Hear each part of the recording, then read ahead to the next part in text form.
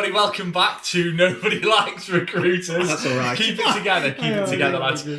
This is a podcast for you, or a show for you, if you're looking to improve your recruitment. If you you work for a business and you're heading up the recruitment. If you work for a recruitment agency, stop laughing. We're going to keep it together. We're the professional ones. He is not. That's Steve that's laughing, by the way. So yeah, this podcast for you if you want to improve your recruitment. And in this episode today, we're talking about interview do's and don'ts, not from the perspective of a candidate, from the perspective of the person conducting the interview. So last episode, we spoke about flexibility and offering that flexibility to candidates where possible. Do you want to elaborate on that, and we'll go back over it and then get the conversation going?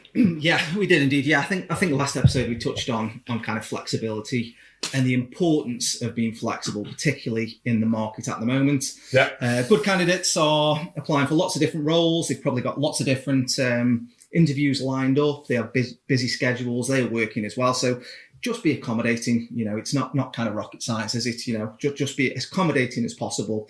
And I always say, remember, you know, recruitment and interviewing is a two-way process. So just as just as one of the points is assessing the candidate, candidates who are attending multiple jobs will be assessing you as part of the way. We'll be thinking about, you know, can I work for this person? How am I having a great experience? So I think if you were trying to say what flexibility means in that respect, it's just, I suppose, being open to interviewing outside of office hours. You know, a lot of people sometimes can't get the time off. They don't wish to be dishonest with their employer or lie that they're going to the dentist, that kind of thing. So actually, if you can try and accommodate that individual either on a day, a time, or something that's mutually kind of beneficial or available, and quite a lot that could be, you know, we've had some people interview from 8 a.m. in the morning, haven't we, kind of before somebody starts work, to give them the opportunity to get to work. That's a nice time to do an interview. Yeah. For some if people, you haven't got kids. Yeah. If you're rushing around in the morning before. Yeah.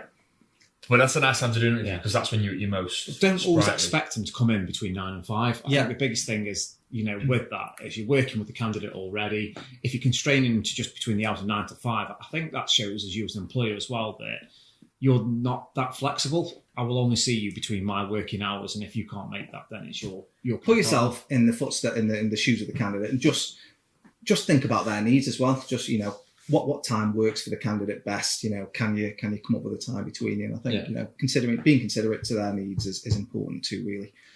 Definitely. I think there's anything that a recruiter can do in this market, as well as we've said. Certain industries are more pronounced than others, where there are just a multitude of opportunities out there for a candidate. Yeah, the recruitment, the interview process is so important. But we speak to candidates. You know, a lot of candidates post interview. We always put in the call, don't we? After just to find out, you know, what their experience was, how they found the interview. And we actually get candidates who turn down job opportunities just based on the interview experience, don't we? You got an example of that? Like, there's loads, mate. I think the biggest bit is, and probably to context that, is like, when you get out, it's all about how they feel coming out of that. You know, I had somebody that went in for an interview.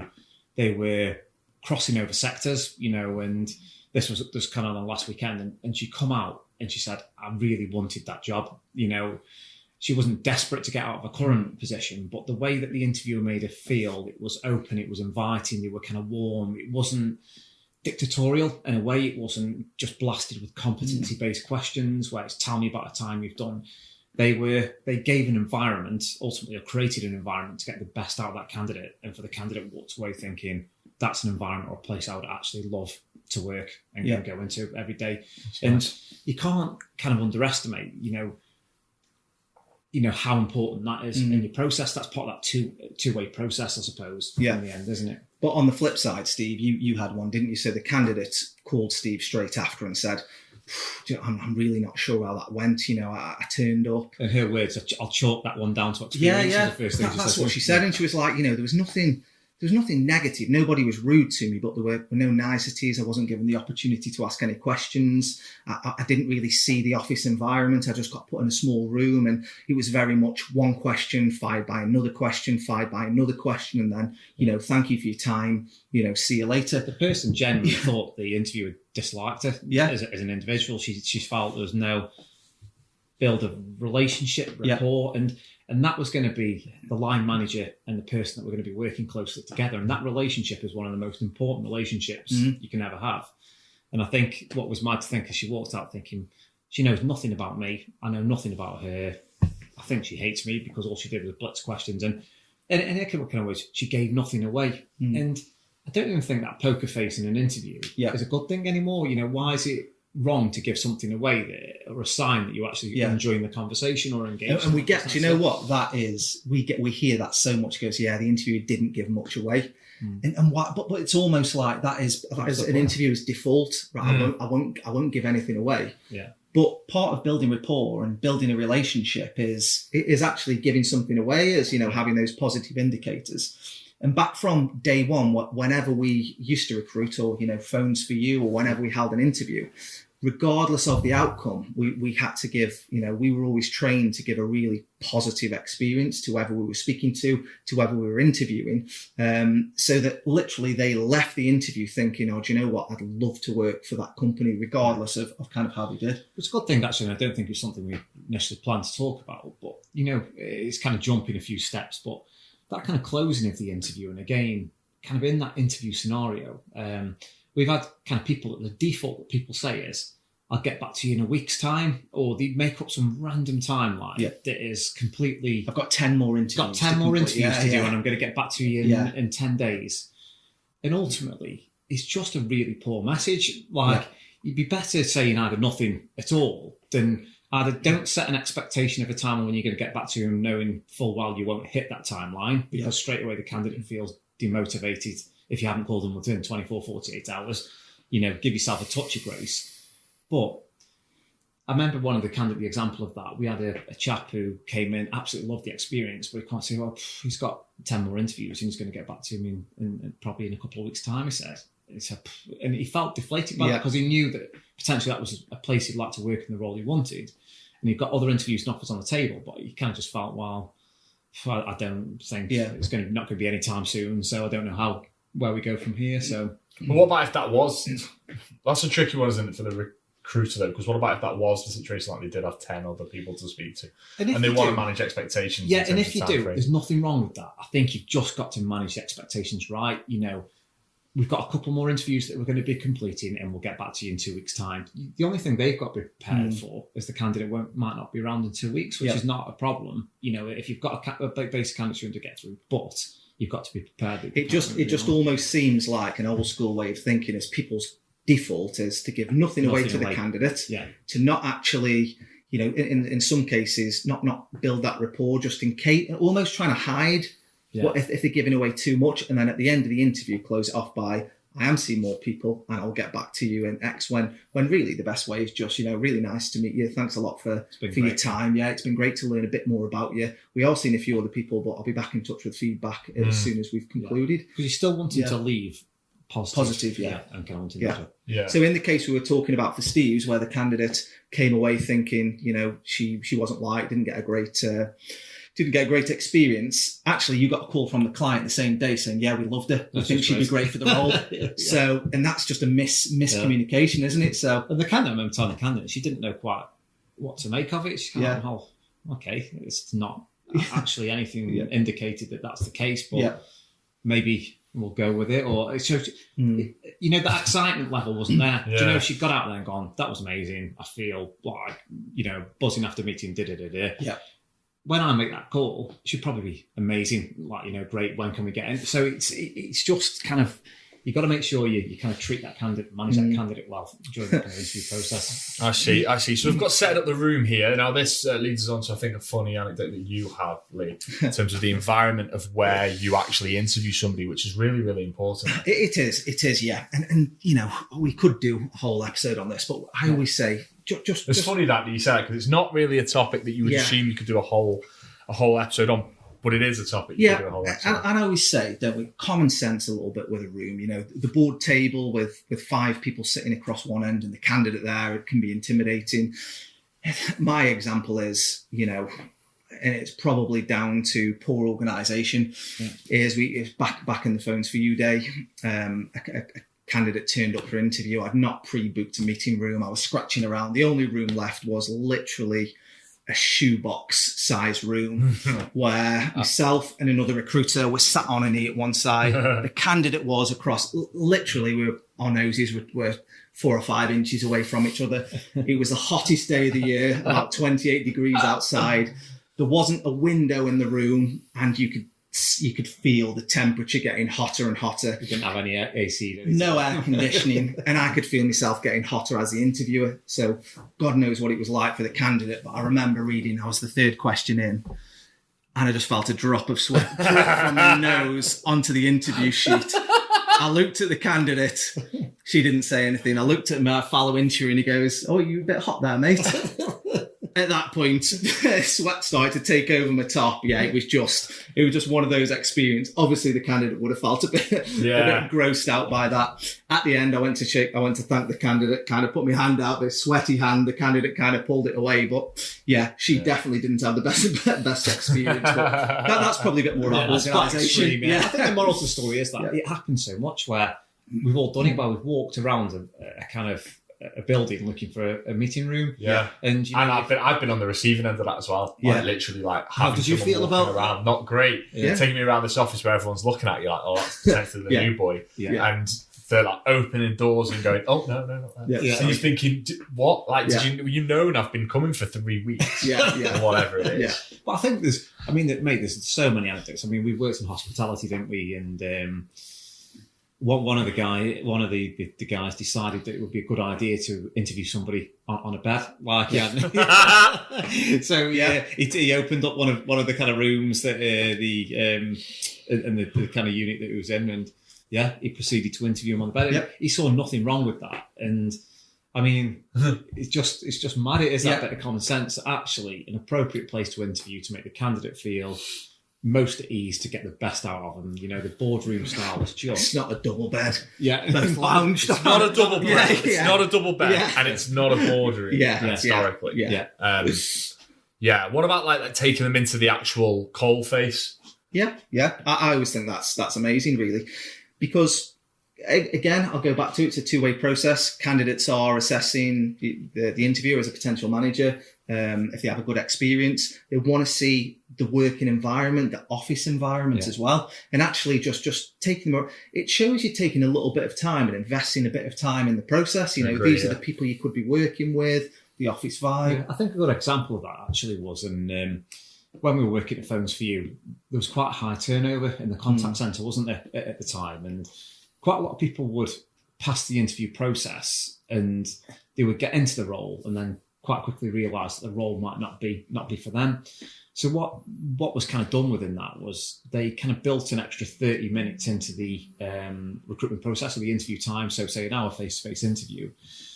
And then they got the prospective candidate just to sit in with some of the agents on the floor and kind of listen to a couple of calls. Now, I'm not sure how that kind of relates to GDPR these days and all the other kind of bits and pieces, but I suppose the moral to the story and what it did do was that kind of extra step in the process was not really a great bit, a great deal more time commitment from the prospective candidate coming in. But we had people declaring themselves out, going, after listening to the types of calls you deal with, it ain't going to be for me, you know, and that's what it should be all about. Is your interview process is about trying to ensure that it's the right fit for each other, and that saved them so much time and labour turnover down the line. There you go. Think how much of it, and even from the candidate's perspective, you take that job and then you're like, well, this isn't for me. Yeah, and you got to try and get, you got to back out of it after 3 days. Because no matter how much it just saves so much hassle. But even the other way around, customer service though, and it's taking customer service calls, and you're going to get some calls that are going to be challenging calls, and people go, yeah, it's no problem. You know, I've dealt with that before. But there's different varying degrees depending on the organisation you work in and the types of calls that you get through. So it's just important. But even the other way around as well. We had some people coming away saying, oh, do you know what? I'd heard bad things about Phones for You. But actually that extra 30 minutes, the call centre is lovely, you know, really nice, fresh offices. The person I spoke to was really nice. He told me a bit about the calls, and it's definitely I can see the role myself for me. working there, see where I can. But I've got a good one for Phones for You, and it used to get a bit ruthless in recruitment for sales staff out in the stores. So, and this is, you know, everything wrong with an interview, very, very old school. So I sent a sales consultant to be interviewed by one of the regional sales directors. And that was a real old school interview. So the first part, they sat him down. They were both sat there, right, nice to meet you. The sales director looked across and said, it doesn't look like you've washed your shirt before the interview. So the candidate says, I have. I went out and brought it a brand new shirt. I unpackaged it this morning. The director says, well, that's strange because I can see a dirty mark on the collar. And the candidate's like, no, I'm really sorry, I haven't. Fast forward 10 minutes, the candidate's got his shirt off. They're both holding it up to a light. Yeah. The director's like, no, I can definitely see. And what pursued into is a big argument between the candidate and the director about this dirty mark. The director sent him home to change his shirt, to which the candidate never came back. Of course. And, that was the end of it. But, Didn't somebody once get rejected because he had a brown suit on? Oh, yeah. That was another one of the directors. Anyway. I think I got a rollicking for that. Sending a candidate forward who turned up in a brown corduroy suit. Yeah. That's not something No, that's a different. That's not something you think to cross with them. Like, you say, okay, dress smartly, but that seems quite offensive to tell somebody to dress smartly for an interview. But dress is a good one you brought up, to be fair, as I think, the other bit is sometimes you get a candidate to come, they'll come suited and booted. Sometimes candidates will do that even in this kind of day and age. And they'll come to an organisation or a business where everyone's dressed as smart casual. And, how does that make you feel as a candidate? When you've been that person that's gone to a party that is madly overdressed, for the occasion or whatever it is. And again, that can often put a candidate on the back foot, can't it? Ask the candidate to come in a situation where they'd feel comfortable, So if you're smart casual, talk to them to come in smart casual, because, and then if they choose to wear something... That's on them then. That's on them then. Yeah. But it's all about that kind of comfort level and kind of making them feel, kind of at ease. Yeah. One thing that's quite prominent at the moment still, I think, is video interviews. Like everyone's a little bit more aware of these now. What would you say very quickly on video interviews specifically and doing them? I think for video interviews, you've still got to take the time to prepare in advance. It's still what you're trying to achieve from a face-to-face interview, you're still trying to achieve and ascertain from a video interview. And lots of people, because it's video, tend to leave it last minute or don't put the same required thought into it. So they'll think, oh, do you know what? The interview starts at 12 o'clock. Right, I'll load my computer up at 12. And then the candidate's normally been there for 15 minutes, sat in the lobby before because they're keen. That's a massive deal to them. Yeah. They don't want to make a bad impression. But for some reason, because it's a video interview, it feels a bit like it's more of a last minute rattle. The invitation's popped up on the calendar. Yeah. And you had one, didn't you, with cameras being a bit wonky. I think it all, again, portrays a professional image of your organisation, doesn't it? I think we had one candidate, it was a kind of senior role within the business, and he was interviewed by two of the directors. They both decided they were going to try and share, the same screen and laptop, so they were huddled together, but you couldn't quite fit them both, on the screen kind of correctly. One's head was cut off, couldn't hear him, and he kind of said, I can't, just so you know, I can't actually see, one of you. And so the candidate himself was addressing it, saying, I can't quite tell what's going on here. And he kind of walked away and said, do you know, it's not for me. Like, that kind of, I suppose, level of disorganisation, professionalism kind of just made him feel, that it wasn't going to, it might be that way, kind of who's to join the organisation. So I think to conclude on that then, it's almost like put as much effort into it as you would do if you insist on doing a video one. Test your tech, as well. I think sometimes, I know as mad as it sounds. Just on that note. Yeah. A little look. We're working. We're all good. But I think testing that tech. You got the new sound, by the way, so hopefully fingers this crossed. is going to sound crystal clear. But it is dead important. Like, I think that we've all done that last minute thing where you're jumping onto a Zoom call, and all of a sudden, for some reason, your browser's not refreshing, something's not kind of working right. And again, it's representing your business and brand. What do you want to display to the candidate? Make sure you just kind of smash it. And I always think as well, and we've had a lot of offers that have come from, video interviews are amazing. They're great. They save a lot of time. But we've had a lot of companies that have offered candidates solely off a video interview. And then the candidate still felt a bit unsure because really they've then requested, haven't they, to actually go in and meet somebody face to face, go and have a look around the office, go and meet the team. So I always think it's good to offer that option to somebody, even if it's, the last stage is an informal visit to the office, and build that into the process as well. Yeah. Cool. Okay. So moving on then. So types of interviews. Yeah. Now, I think you've outlined a couple here: biographical, competency-based, motivation, and values. Would you say, so they're all very relevant within the interview process? Mm-hmm. Are there certain topics there that you would focus on at different stages? So, for example, are you looking to do a competency one? Are you looking to see how competent the candidate is early doors, or is that the time when you actually just want to get to know them? I think the important thing is, if it is the competency-based, so competency-based tends to be give me an example of, or tell me about a time. The problem with fully competency-based interviews are a lot of employers forget to do the other bit, the niceties as well. And if you were to sit down and I was to go, "Hi Adam, nice to meet you. Give me an example of when you've X, Y, and Z." You can automatically, if you're not a confident interviewer, you can miss that rapport building stuff as well, and it becomes very rigid and very structured, transactional.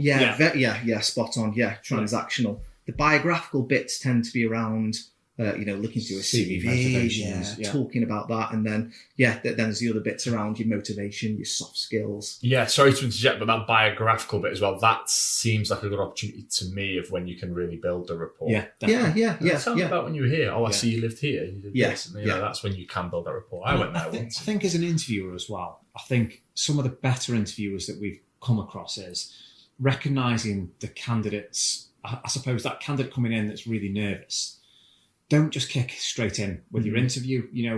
We've often led in and gone, on a candidate you can recognise as kind of melting a little bit under the kind of pressure. Well, I saw from your CV that you're really into, hip hop, or really into foul walking, or whatever the kind of case may be, and go down that route first. Make the candidate feel comfortable. We had one of the guys who noticed that a guy loved to play piano, and he was grade whatever. Oh, I love playing piano. And just because the candidate's waiting to be hit, aren't they? The barrage of questions. And depending on what level, that tends to be sometimes when it's at more the kind of junior level. But just opening them up a little bit and making them feel at ease is kind of really important in picking that stuff off the CV. And I think that's important because there's two sorts of people. There's people who are good at interviews, but might not necessarily be good at the job. You get that a lot in sales. You'll see sales CVs where they've done 3 months here, 3 months there, and we look and think, who's employing these people? But they're obviously really good at interviewing, but might not necessarily be good at the jobs they're going for. Then there's also people who aren't necessarily great at interviewing because of the nerves, because of the other things, but would be amazing in your organisation. And to be a good interviewer, sometimes you've got to see through that and see when you've asked somebody a question and they're struggling a tiny bit, is actually... My point is not to trip you up, but to get the best out of you. So if you're building that rapport and taking it back a step and making them feel comfortable first, it's the best way to get the best out of the person you're interviewing too, isn't it? Because we had a head of L&D, didn't we? Kind of one of the business world. And you could go through all the competency-based questions in the world and you could get someone who's great answering them. And her response was, they were really good. They answered the questions well. I just want to go for a beer with them. Because... finding out what they really like is that all-important culture fit. Again, you're trying to assess the characters and personalities that can fit in. And sometimes if you just go down that kind of competency route, it doesn't always kind of do that. So it may be that you do a competency-based interview, but then, like Lou says, you could have another stage where then you have an informal coffee, meet the team, or something to try and tease out a bit that kind of culture piece after. And what's that sweet spot in terms of stages? How many stages should you be doing? So I would always say, I like the 2-stage interview process, really. No more than 3. And if it is 3, the thirds are kind of could be a coffee and chat or a bit of an informal, kind of last stage. But just one more on that interview. The one important thing is to have some metrics and measures against what you're doing. Otherwise, it can be a bit of a, I get on more with you, so I'll get you the job. It is important, isn't it, to blend the different things. Competencies. Have some metrics and measures, but kind of blend it all in nicely. But that other bit, there is loads of other kind of things to interviews, like, presentations, for example. And I'd probably say what we saw at one point was a fad of people just doing presentations for presentation's sake, because they felt like that was a robust recruitment process if you get somebody to do a presentation. And I mean, the amount of presentations I've sat through were just dull, but it's generally to do with the subject that you're being asked to present on. The typical ones. What would be your first 30, 60, 90 days in the business? Where would you start? If you're going to do a presentation, make it engaging for kind of both candidate and yourself. Make it bespoke to the role, make it bespoke to what you're looking for. Something that will kind of actually make it quite an engaging part of the process. Yeah, I'd say. Okay, so to conclude then, a good interview. So we've got 45 to 90 minutes, seems a little bit long for me. Yeah. Max 2 interviews, we all agree on that. Yeah. That makes sense, right? Yeah. A decent structure, i.e., that going back to the different topics, biographical, then you move on to more your competencies. Can't talk. Competencies. How competent the candidate is, let's put it like that. And you've got the opportunity to ask questions. And then potentially, as we've mentioned, a tour of the office, like warehouse as well. Is that are we in agreement? Then that's kind of like the template that we'll give the guys to go away with if they need one. 100%. And you've got to remember, if you take one thing away, remember it's a two-way process. They are interviewing you as much as you're interviewing them. As much as you might like to think you're not Alan Sugar, that's an old school way of looking at it. The purpose of the interview is for you to ascertain who the best person for the job is and to get them on board, to onboard them. Because if you're just ascertaining the best person for the job, but they don't want to work for you, then you've messed it up, basically. And try and not do that kind of then, the on-the-spot offer. Yeah. Because that's always something that generally doesn't work out that well. There's that bit right at the very end, you go, I'm going to offer you the job.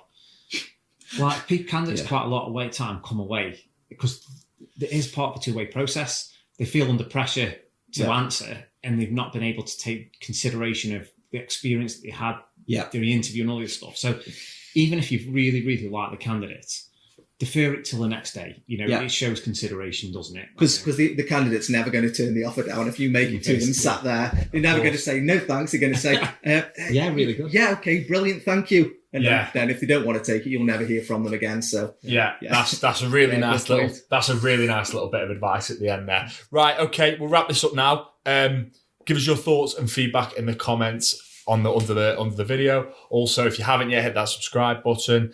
And hope you enjoyed that. That was some good insight from the lads there.